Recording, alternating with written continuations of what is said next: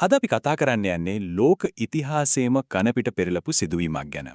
හිතන්නකෝ රාජකීලෙක්ගේ ඔළුව ගහලා දාලා මුළු සමාජ ක්‍රමයක්ම උඩු යටිකුරු කරපු විප්ලවයක්. මේක තමයි ප්‍රංශ විප්ලවය. හැබැයි මේක යුරෝපයට විතරක් බලපපු දෙයක් නෙවෙයි. නෑ. මේකේ මුළු ලෝකෙම නිදහස ප්‍රජාතන්ත්‍රවාදය ගැන හිතන විදිය සදාහටම වෙනස් වුණා. නිදහස, සමානාත්මකතාවය, සහෝදරත්වය මේ වචන තුන තමයි ඇත්තටම මේ මුළු විප්ලවයේම හදවත වුණේ. නිකම්ම වචන ටිකක් නෙමෙයි මේක තමයි දේශපාලනිකව, ආගමිකව, සමාජීයව පීඩාවෙන් හිම්බත් වෙලා හිටපු මිනිස්සුන්ගේ එකම බලාපොරොත්තුව, එකම සටන් පාඨය වුණේ. හරි. ඉතින් අපි මේ කතාවේ කොහොමද ඉස්සරහට යන්නේ? මුලින්ම බලමු මේ විප්ලවයෙන් දුන්නු ලොකු පොරොන්දුව මොකක්ද කියලා. ඊට පස්සේ මේ හැම දෙයකටම මුලපුරපු දූෂිත රාජාණ්ඩුව ගැන කතා කරමු. ඊළඟට මිනිස්සුන්ව අවදි කරපු දාර්ශනිකයන්ගේ හඬට සවන් දීලා අන්තිමට ජනතාව පාරට බැස්සේ කොහොමද කියලාත් බලමු. අවසානට මේ හැම දෙයකම ප්‍රතිඵල, ඒ කියන්නේ අදටත් ඉතිරි වෙලා තියෙන දෝංකාරය ගැනත් කතා කරමු. හොඳයි ඉතින්. ඕනම ලෝක ගින්නක් පත්තු වෙන්න හේතුවක් තියෙනවානේ. ප්‍රංශ විප්ලවය කියන මහ ගින්නට හේතුව දර්ශක ගානක් තිස්සේ ඇවිලි තිබුණු දූෂිත ඒකාධිපති පාලනයක්. අපි බලමු ඒ කතාවේ අගමුල. රාජ්‍ය නම් මමය. හිතාගන්න පුරවන්ද? 14 වෙනි ලූයි රජතුමා එහෙමයි කිව්වේ. ඒකේ තේරුම හරිම සරලයි. රට කියන්නේත් මම, නීතිය කියන්නේත් මම, හැමදේම මම. ඒ කියන්නේ මුළු රටේම බලය නීති හදන එකේ ඉඳන් දඬුවම් දෙන එක දක්වාම ඔක්කොම තියෙන්නේ එකම කෙනෙක් අතේ. රජතුමා අතේ. අනේ ඒක තමයි ඒකාධිපතිත්වය කියන්නේ. හරි. දැන් මේ වගුල දිහා පොඩ්ඩක් බලන්න. මේකෙන් තමයි ඒ කාලේ ප්‍රංශ සමාජයේ තිබුණු අසාධාරණය කොච්චරද කියලා පැහැදිලිවම පෙන්නේ. බලන්න මුළු ජනගහනයෙන් 3%ක්වත් නැති පූජකයෝයි, රදලයෝයි රටේ ඉඩම් වලින් 35%ක් විතර අල්ලගෙන ඉන්නවා. ඒ විතරක් නෙමෙයි කිසිම බද්දක් කෙවන්නෙත් නැහැ. හැබැයි අනිත් පැත්තෙන් රටේ 97%ක්ම ඉන්න සාමාන්‍ය මිනිස්සු. අන්න යාලට තමයි මේ ඔක්කොම බදු බර දරන්න වෙලා තිබුණේ. මේ බදු ක්‍රමය සාමාන්‍ය මිනිස්සුන්ගේ ජීවිතයට මරු පහරක් වුණා. හිතන්නකෝ ඉඩම් වලට ටේල් කියලා බද්දක් ගෙවන්න ඕනේ. ඊට පස්සේ හැම පුද්ගලයෙක්ම කැපිටේෂන් කියලා බද්දක් ගෙවන්න ඕනේ. මේ සල්ලි ඔක්කොම ගියේ රජපෞලේ සැප ජීවිතේටයි, තේරුමක් නැති යුද්ධවලටයි. මේ ඔක්කොම වෙද්දි පූජකයෝයි ලදලයෝයි කිසිම දෙයක් ගෙවන්නේ නැතුව පැත්තකට වෙලා බලාගෙන හිටියා. පාන් නැත්තම් කේක් කාපන් මේ කතාව ගොඩක් ප්‍රසිද්ධයිනේ. මාරි ඇන්ටොනෙට් රෙජින තමයි මෙහෙම කිව්වා කියන්නේ. දැන් ඇත්තටම යා මේක කිව්වද නැද්ද කියන එක නෙමෙයි වැදගත්. වැදගත් වෙන්නේ මේ වගේ කතාවකින් පෙන්වන දේ. ඒ තමයි පාලකයෝ සාමාන්‍ය මිනිස්සුන්ගේ දුක, වේදනාව ගැන කොයිතරම්නම් දුරස් වෙලාද හිටියේ කියන එක.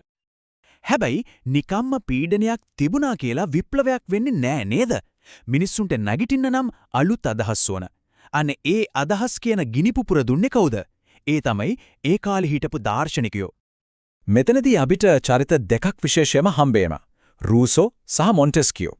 රූසෝ කිව්වේ හරිම සරල ඒත් ඒ කාලෙට ගොඩක් බලවත් දෙයක්. එයා කිව්වා රටක සැබෑ බලය තියෙන්නේ රජ කෙනෙක්ට නෙවෙයි ඒ රටේ ඉන්න ජනතාවට කියලා. මොන්ටෙස්කියෝ කිව්වේ තව වැදගත් දෙයක්. එයා කිව්වා එකම කෙනෙක් අතේ රටේ බලය ඔක්කොම තිබුණොත් ඒක භයානකයි. ඒ නිසා බලය බෙදන්න ඕන කියලා. මේ අදහස් දෙකම රජතුමාගේ පාලනයට එල්ල කරපු සෘජු ප්‍රහාරයක් වගේ. මිනිසා නිදහස්ව ඉපදුනත් හැම තැනම තියෙන්නේ දම්වැල්. බලන්න රූසෝගේ මේ වචනවල තියෙන බලය. ඇත්තටම මේකෙන් තමයි දාර්ශනිකයන්ගේ මුළු තර්කයම එක වාක්‍යයකින් කියවෙන්නේ. එයාලා කිව්වේ මිනිස්සු ස්වභාවයෙන්ම නිදහස්. හැබැයි ප්‍රංශයේ රාජාණ්ඩුව ඒ නිදහස දම්වැල් වලින් බැඳලා දාලා තියෙනවා කියලයි. ඉතින් මේ අදහස් මිනිස්සුන්ගේ ඔළුවට ගියා, පීඩනයත් උපරිමයටම ඇවිත් තිබුණා. ඊළඟට මොකද වුනේ? අපි දැන් බලමු මේ අදහස් කොහොමද ඇත්තටම ක්‍රියාවක් බවට පත් වුනේ, මිනිස්සුන් කොහොමද පාරට බැස්සේ කියන. ඊට පස්සේ වෙච්ච දේවල් උනේ හිතා ගන්නවත් බැරි වේගකින්.